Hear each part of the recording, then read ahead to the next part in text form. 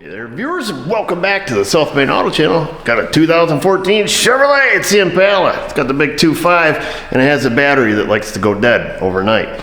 Apparently, so the car has a little bit of a history. So I looked at this car a while ago for this guy because it had gone dead on him, sitting in his garage. His wife drove the car, they're an older couple, and she parked it, and then the next day went to use the car, battery was dead, or it was low enough to the point it wouldn't crank. It still had lights and stuff, but wouldn't crank. Brought it down here, I charged the battery because the battery was low, charged it, it sat overnight, I tested it the next day, tested battery tested fine, checked it for a parasitic draw, and there wasn't any. It was lower than 30 milliamps according to my notes that I left on his invoice. He took the car and it was fine for some time, several weeks, and now it has done it again. He had his neighbor jump start it, they drove it around, let it sit, and it died again. And then it went for a little while, a few days where it didn't, and then it did again. So the battery that was in it has been dead on multiple occasions. So what I did is I took his battery out, it's over there on charger. I put a brand new battery in it so we don't have to wait for that to, charge up. I pulled it in my shop here about 11 o'clock. We're going on 2:35 or so. So it's been sitting for several hours. I've tripped the hood latch, and foolishly I left the windows up. I didn't prepare the car to actually find a draw, so it's my fault. But windows are up, everything's turned off, doors are locked, so it's sitting like it does when it's in this fellow's garage. I've got the Pico here, and I've got the amp clamp, and I threw an amp clamp, or we're going to throw an amp clamp on the negative battery, and indeed it does have a draw. It has about a 300 milliamp draw after sitting for multiple hours. These time out semi-quickly, 15 minutes, 20 minutes, somewhere's in there. So being that it's been hours, being that we have a draw, I also saw an anomaly on the draw. Every 4 minutes precisely, something turns on for a period of time and then turns back off, but only raises it like 40 milliamps. And then about every 1 minute, we get this little blip on the screen where it looks like something turns off and turns right back on. So I'm gonna show you guys over here on the screen what I'm seeing, and then we're just gonna get after it and find out where the heck this draw is at. So we're just gonna point the camera at the screen here. I don't think we really need a screen recorder at this point, but here where our scale goes from 0 to 2 amps, this is our 0 baseline here, just to kind of give you guys a reference. And then our current draw right now is sitting around 300 milliamps, 299. But you see that right there? You see that little blip it just did? It does that every 1 minute exactly. Current drops down and pops back up. And then every 4 minutes, we get a little rise in current for a period of time. Let's change our time basis here. So I have 8 minutes on the screen at this point. So 8 minutes, 20 seconds coming across the screen. I'll put our little baseline here of, we'll put it at an even 300 milliamps. We'll just do 300 milliamps. And then I'll let this go, and you guys will see the same pattern that I was seeing. And then we'll check back. And then we're gonna go, see right here. So we're at one of the 4 minute periods, and that bumps it up to, well, higher than I thought. I thought it only brought about 40 milliamps, but it brings it up to, let's say, 560 milliamps. Stays on for a period of time and then shuts back off as it just did there. So the time in which it stayed on, and this may not be relevant, I'm just showing you what what we're seeing here. It stays on for a period of 20 seconds, 21 seconds, okay? And then I believe we'll be able to watch this process repeat. Every minute we get the little thing that turns off, whatever that is, or a little reduction in current, and then every 4 minutes we have this. So I think we will find that repeats itself, so I'm gonna let it go, and then I'll check back with you guys in just a little bit. We're going to check for our current draw just as we do in lots of videos. Typically what we do is we're going to go through with our multimeter. So a fuse is nothing more than a resistor, so to speak. It's a sort of resistance in the circuit. If there's current flowing through a fuse, there's a certain amount of voltage drop across the fuse. Now it's very, very low. It's in the millivolts, usually in the hundreds of millivolts. We're gonna check for voltage drop across the fuse until we find the fuse or the circuit that has current flowing through it, and then we'll take our diagnosis from there. Hopefully it's not on any of the big J-case fuses. Those are a little trickier to test, but we're gonna test all of the standard mini fuses first. We're gonna use our Vantage Pro. It just has a big screen. My eyes are old and it's easier for you guys to see too. And then we're simply gonna go like this. Both leads, it's on the, actually I'm gonna change the scaling here. We're gonna put it on the 500 millivolt scale. And we expect to see 0 when we come across a fuse that has no current flowing through it. So I'm gonna touch both ends of the fuse, and 0 is a good reading. Anything above 0, we're going to investigate. And then I'm just gonna go down every single one of these fuses that I can get to. We're gonna do them in order. And I'm just gonna go right down every single one. Even if you see one that's just a couple of millivolts, that has current flowing through it. There's actually a chart Power Probe makes. I just want to make sure if I'm touching the fuse housing. I'm gonna have to go get my glasses here so I can make sure we're touching the points of the fuse. But I was saying there is a chart that Power Probe makes. I think there's a few other charts out there that will give you the conversion of millivolts to amps in a circuit based on the size and style of the fuse. Like I say, if it ends up being on one of these maxi fuses or one of the J-case fuses, that gets a little trickier. Probably what I will do at that point is I'll open the door. We'll have to start the test over, let it sit till it gets to that 300 milliamp draw, and then I'll go through the interior fuse box and try to find it there. It's easier than popping these cases apart. But at this point, so far so good. It's probably be the very last fuse in the box. I should always start the opposite of what I suspect. Start at the top, so the bottom.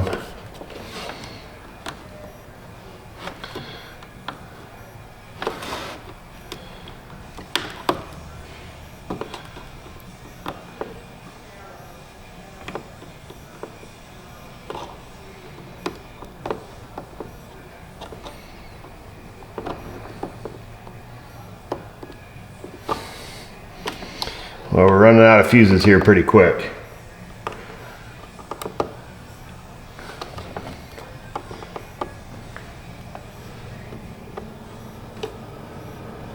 All right, what do we got there? Oh, no.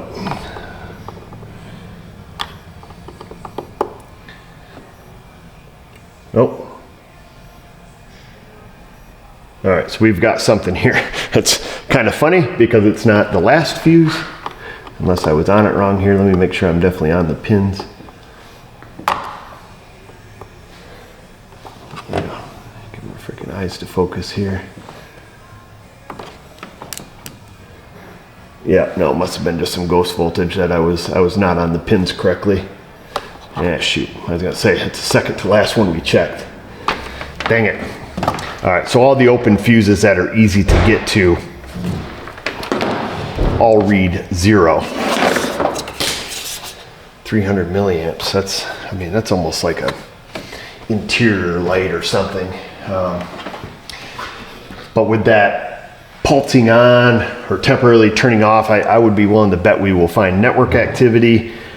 I'm gonna see what these, I'm gonna look through here, see what some of these big J-case fuses are, see if it makes sense to pull them. I'm usually not a big fuse puller when it comes to looking for parasitic draws because it often makes stuff reset. It can give you false positives. But being I'm at the point now where I would actually have to open up the car, it doesn't really bother me as much. So let me look through, see if any of these are relevant to feeding other circuits, and then we may elect to pull them out if that makes sense to you. I went ahead and pulled every maxi, or every big J case fuse, so all these high amperage fuses here, the 30s, 20s, 40s, 60s, 50s, pulled all of them out. No change whatsoever, surprisingly. So I know we have some big maxi fuses under the battery cover. Check the voltage drop across those. Now that gets a little trickier because when you get up into the high amperage, you know, it's not as accurate because it's not as big of a resistor as, say, like a, you know, a 5 amp fuse. Needless to say, I started just disconnecting each circuit at a time. I got to this circuit, which I don't know what it runs yet, but you know, it clearly, you know, solved our issue. Our current draw is now at 0. However, that's a 60 amp fuse. We need to look to see what this runs. You know, it could just power up an interior fuse box, which doesn't give us much, but a little bit of direction. So let me see if I can figure out where fuse number 1 here, 60 amp, what that runs to. So this is interesting. Make sure my eyes aren't deceiving me. It says 60, 60, 100, 80, and then a 250 and a 300. When I look on service data, it shows fuse 1 in OEM data as a 30 amp. It shows a 30, 60, 100, 80, and then 250, 300. Because there's different RPOs and I didn't see it, but they're showing fuse 1 30 amp, and then fuse 2 60, fuse 3 100, and then fuse 4 80, and then 5 250, and then a 300. So that's pretty interesting. I saw it on the coloring diagrams. It was showing fuse 1 as 30 amp. Regardless, I don't know, I guess we could verify wire color, but I think it's all loomed up there. Yeah, so it is all loomed up, so we can't really tell, but even on the color diagrams, which are usually just, you know, copies of OEM, but usually if there's a discrepancy or a problem, it's on the colored diagrams here, because they're rewritten. Let's see here. So as I suspected, fuse 1, the 60 amp, or as they listed here as a 30 amp, it does just feed an interior fuse box. So it's a diagram 2 of 6, and we're going to the A triangle. So we'll go to diagram 2. We got to find our little A triangle. Here it is, A triangle from diagram 1 of 6, and then that fuse feeds, you know, all of these fuses, and then continues on. Trunk release fuse diagram 4 of 6. So we got to go to diagram 4 of 6 and find H. So here's H. It goes into that, feeds that, goes into diagram 5 of 6 because it only feeds the rear compartment lid unlatch relay there, and then it goes to number N, 5 of 6, and then N, it feeds 1 2 3 4 5 6, feeds a whole bunch of fuses, which is instrument panel, fuse block, right kick panel. We'll go back up to 2 of 6 here. I know this isn't ideal to look at it this way, but, and then that is also instrument panel, right kick panel. I just want to make sure all the fuses that it feeds are in the same fuse block here. That's all that's important to me. So that went to H4 of 6. Where was that here? H4 of 6, right kick panel. Okay, so needless to say, rookie mistake. I should have prepared the car prior to doing this. We need to hook that back up, unless I can unlock it. Well, I can say, well, unlock it. I'll hook that back up because we need current flowing back through the fuse panel inside the car, and then we're going to use this same process once the car times out. Yeah, because the only thing we've learned so far is, you know, current's not flowing through any of these circuits. It's flowing in this circuit. We need to wait for the vehicle to time out. We can put this lid back on this thing. So that lid's back on. The battery cover was off when it came in, but I think that's in the car here. I'm gonna open up the door, we'll latch the doors. Just opening them and latching them. Kind of want to leave things alone. I left the trunk closed. I guess we could go for all 4 just in case we end up here in the back somewheres.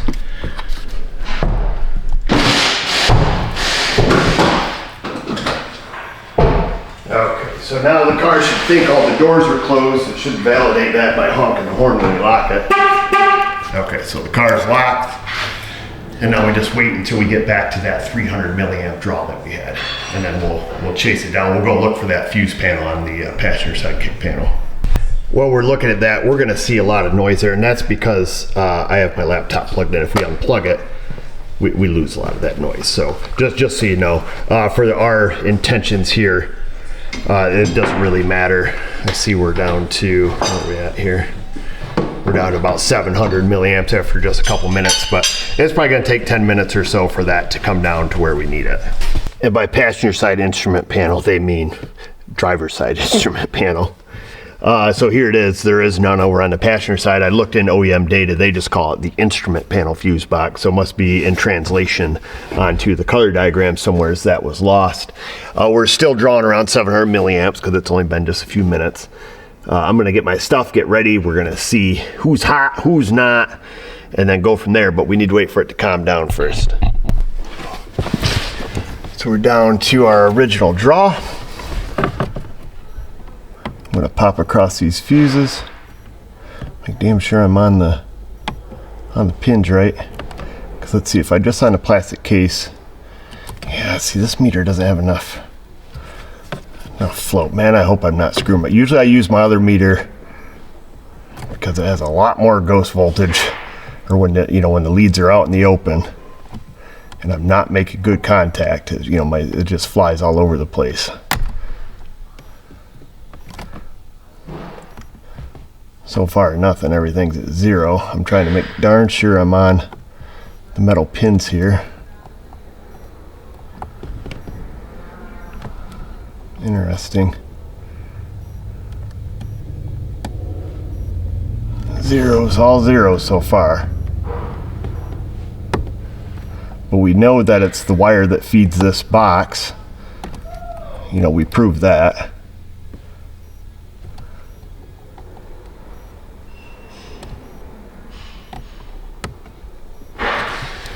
Ay, ay, ay. Come on. Just give me one, baby. We got those maxi or those J-case fuses in here also. So we might end up yanking out one of those, which probably just feed another circuit, which might lead us on the path. That's about a bunch of big fat zeros. We got 2 circuit breakers there, but those are probably just for the window, 12 and 13. Driver's seat, passenger seat. So it's the circuit breakers for the seats. Well, let me pull out these 2 fuses here and see if anything changes for us. No change out there. No change. Neither one of them changed. I'm missing something here, folks. I know when I looked in diagrams, this was the only interior fuse box. I'm missing something. I'm going to grab my other meter. I'm just going to run through those again just in case I'm missing something. I don't have on this. Let me check my settings here. So I grabbed my other multimeter, it's not even a fancy one, just our cheapy OTC here. Same leads, same wires, or same probes. And I've got 3 fuses here that I have voltage drop across. This fuse, I have 0.5 millivolts. So 0.005 millivolts on that one, 0.5 millivolts. On this one, I have 0.7 millivolts. And then on this 30 amp up here, I have 0.4. So was that 0.5? Was that what that was? I don't know why I wasn't getting this reading with the snap on there. Something was going crazy. So 0.5, and then I think this here was 0.7. Yeah, 0.7, 5, 7, and 4. The only reason I want to know these numbers is because we're going to just, instead of yanking them out, I can print this out, a little chart here for us. So we got 0.5, 0.7, 0.4. Let's look and see if this makes sense. At any rate, so we had 0.4 and we'll say 0.6 on a 15 amp mini fuse. So 0.4, that's 87 milliamps, and then 0.6 is 131. 8, 9, 10, 11.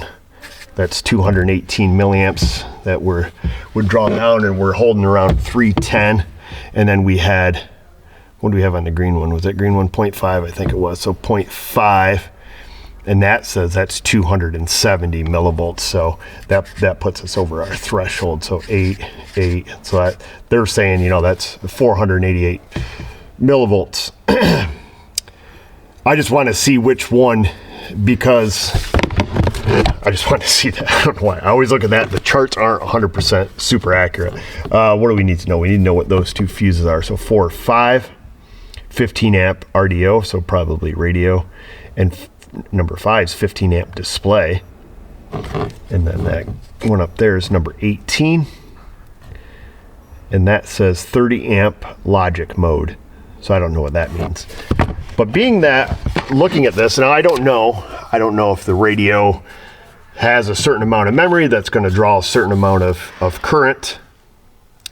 In the lower ratings here, you know, that's still kind of high. I say, first of all, let's pull our 30 amp out of there. Let me get a pair of pliers. These probably won't work because they don't squeeze tight enough. Oh, actually they will. I'm going to pull that out, and let's go see what it did to our current draw. So this is the 30 amp fuse that I took out of there. The one that says logic, number 18, fuse number 18, logic mode, whatever that means. Let's go out here and see what it looks like on the Pico. I see it did drop, but we're probably, oh, it dropped all the way down to 0. Let's pause that. Does it save screens? It does. Okay, so that's the moment in where I pulled the fuse. So we were at 300 milliamps. We pulled the fuse, and now it's down to an almost immeasurable amount using an amp clamp. 2 amps is the lowest we can go. We're gonna unhook it and get our baseline. Sometimes it has a tendency to drift. So we're gonna say that's 0. Let's change our time basis because that's gonna make our line look a little bit cleaner. So 10 milliseconds per division. All right, 2 milliseconds per division. Let's stick this back on. So that's 0 on the screen with this unhooked. I clamped it back on, and it's indecisive. We can't tell. It's low.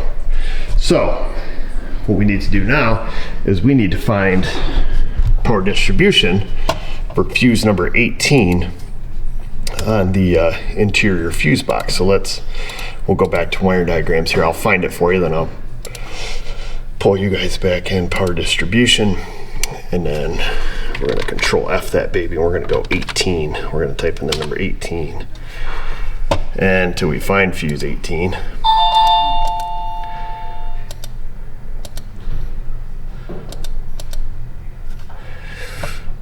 Nope. It's going to be under, oh, never mind. Look at that, logic mode fuse. We just happened to get lucky. We paused. I was going to say it's going to be under the label and not the, not the number. So that feeds telematics. It also feeds the radio fuse and display fuse. Okay, so that's of no help. It kind of is, because our telematics fuse we know isn't drawing any current, so that leads us back to where we were. The 2 fuses, RDO fuse and RDO display, which they feed HVAC control instrument cluster and info display module. Interesting. I want to look this up on OEM. I want to make sure we're not getting slid. And then it comes over media display, radio, HMI, auxiliary, you can read it, auxiliary audio input. All right, so yeah, the current draw on this single fuse was equal to these two added together. I put our 30 ampere back up in there, and I just looked on our chart again, remeasured I guess we could just measure the current going across this, but obviously the current going through this fuse is equal to these 2 fuses added together. Radio display. We need to pluck one of them, we got to start figuring this out. There's a lot, those fuses feed a lot. I need to wait for our current draw to come back down to 300. Maybe it has. I just plugged that back in. I don't know. Let me unclamp this, make sure 0 is still 0. It's not, it's slightly elevated. There it goes, it's going back, it's pretty close. We'll clamp that back on, and it looks like, yeah, so we're back to our 350 milliamp draw. I'm gonna put a little more time on the screen, it's easier to see when I'm in the car. Let's go pluck a fuse. We can turn this off. All right, let's just pull the top one. Okay, I pulled that. Where does that take our job easier if I move the computer closer, wouldn't it? That puts our draw at, oh, it's way up there.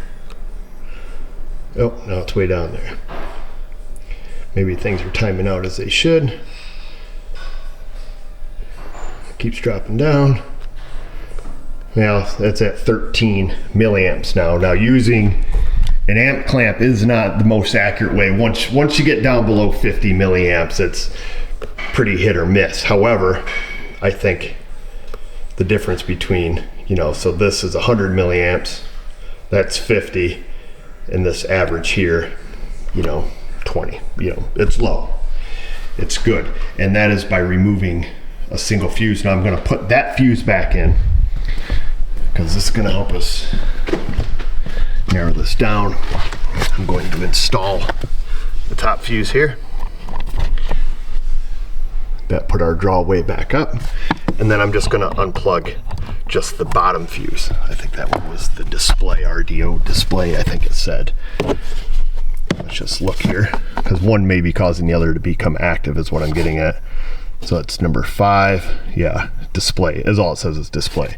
So I'm gonna leave that one out. We're gonna let this sit for a period of time again, and we're gonna see if the draw stays high. I don't expect it'll stay at 350, but it's going to stay above 0 is what I imagine. It's what my imagination tells me. It's at 250 right now. I'm gonna let it sit for a few minutes, because it only took a few minutes last time for that to come down. And then we'll put that one in and pull the top one back out. But in the meantime, we can get an idea what that feeds.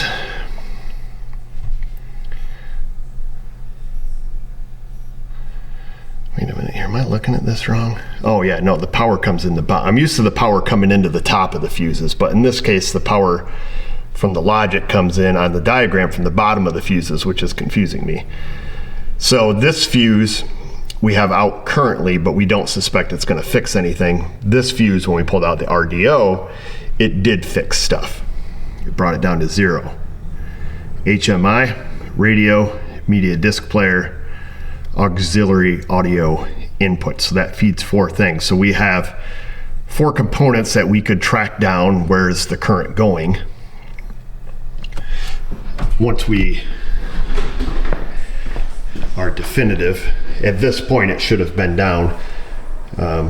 Like I say, this only takes, swapping those fuses, this was shutting off pretty quick, but we're still at 250 milliamps of current draw. So that's still a battery killer. We're going to stick the display fuse back in, and we're going to remove the RDO fuse. You guys will see that it actually times out pretty quick. We can actually probably just watch it. So it should go pretty quick. It's dropped down. Our line here that's 300 milliamps where it's at. It just dropped down again. Oops, sugar. Son of a mother. Get that back to 0. That's at 0. And that's at 78 milliamps right now. And it should drop down one more time to at or near 0. As long as our clamp here hasn't started to drift, I'm going to leave it alone for just a minute here, and we'll see if that pops down, and then we'll check to see where our clamp's at.